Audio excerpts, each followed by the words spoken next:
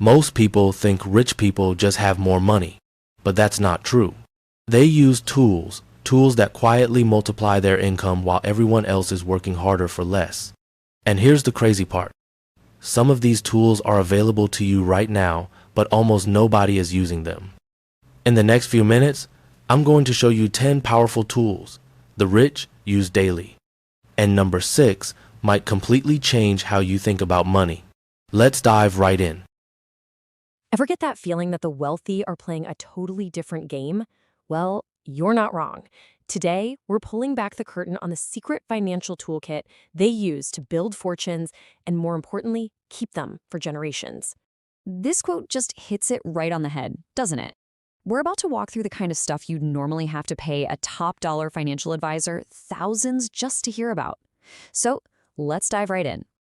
Look, the most important thing to get is that the wealthy are operating in a completely different financial world. It's not just about having more money. It's about using a specialized set of tools that most of us don't even know exist. And this isn't just a handful of clever tricks. It is a full-blown system. We're going to break this whole thing down into 3 main pillars. First, how they grow their capital. Second, how they preserve that fortune. And finally, how they leverage access. All right, let's start with the offense. Pillar 1 is all about the sophisticated strategies they use to make their money make more money, often in ways that are totally off the radar for the average person.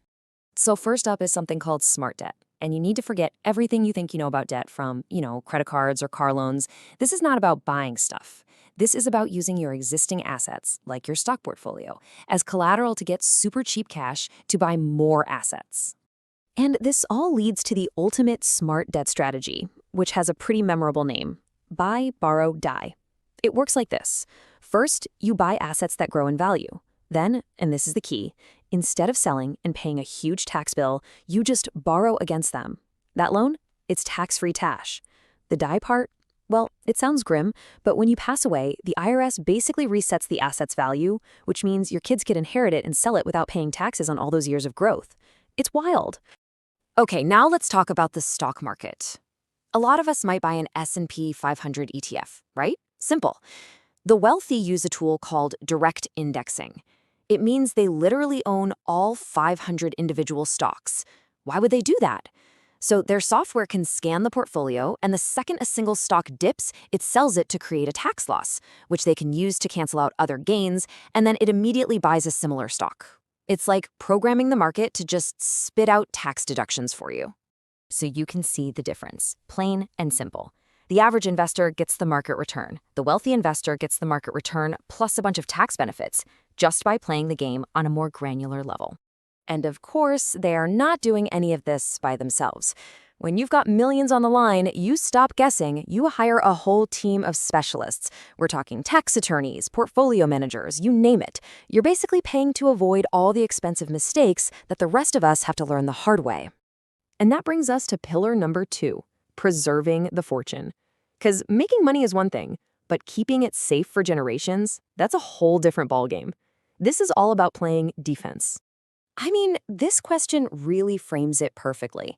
The entire goal is to legally wall off your fortune from yourself and from your future heirs, shielding it from taxes and lawsuits, basically forever. And the number 1 tool for this is the Dynasty Trust. Seriously, think of it like a financial time capsule. You put your assets inside this legal box, and it can literally exist for hundreds of years, paying out income to your family while completely sidestepping that massive 40% estate tax every single time it passes to a new generation. And listen, there's a real ticking clock on this. Right now, one person can shield almost $14 million inside a trust, totally tax-free. But on January 1st, 2026, that number is scheduled to get cut in half. So you can imagine there is a mad dash for the wealthy to get their estate plans locked in right now. All right, next up is a really fascinating one. The wealthy have figured out how to use certain life insurance policies not just for when they pass away, but as their own personal, tax-free bank while they're alive. And this chart just lays out exactly why it's such a game changer. You build up cash inside the policy, and then you can borrow against it at incredibly low rates. I mean, look at that, 5%. Compare that to a bank loan, or God forbid, a credit card. It's one of the absolute cheapest ways to get cash, period. And the preservation toolkit, it just keeps going. You've got offshore accounts to legally minimize taxes, donor-advised funds to make your charitable giving more efficient, and of course, serious security for both the digital and physical worlds, from VPNs to literal panic rooms. Okay, so you've grown your capital and you've protected your fortune. That brings us to our third and final pillar, leveraging access. This is where wealth is used to buy the things that really matter: time, influence, and once-in-a-lifetime opportunities. So what's with this number? $10 million. That is the minimum that a bank like JP Morgan requires for you to get their full private banking service. This isn't just a checking account. It's a golden ticket into a very, very exclusive club. And the perks are on another level. We're talking the absolute best borrowing rates, a chance to invest in hot startups before they ever go public, and yep, the legendary black cards that get you into exclusive events and provide a level of service most of us can't even fathom. This whole access thing extends to your social life too. Private clubs are basically networking cheat codes. But as you can see, there are levels to this game. You might start at a Soho house, but the real power brokering happens at a place like the Aman Club, with its staggering $200,000 initiation fee. You're not just paying for a nice gym, you're paying to be in the same room as the other people who can afford it. And get this, for the truly ultra-wealthy, even your citizenship becomes just another asset in the portfolio. Through what are called golden visa programs, you can basically buy residency and eventually a passport in another country. It's the ultimate insurance policy against political chaos. Diversifying your passports, just like you diversify your stocks. But maybe the most valuable thing that wealth can buy is time. The rich don't get more than 24 hours in a day, but they use assistants, private jets, and concierge services to just delete all the wasted hours. Time stuck in traffic, waiting in airport security, running errands. It buys them back their life.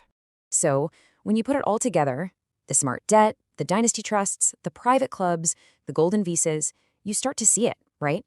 It's not a list of random things. It's a complete, interconnected system designed to grow, protect, and leverage wealth in a never-ending cycle. And that really brings us to the final question to think about. Look, you might not be setting up a dynasty trust tomorrow, but the principles behind these tools, things like using debt intelligently, being smart about taxes, or strategically buying back your time, those are universal. So which one of these core ideas could you adapt, even in a small way, to your own life? Something to chew on.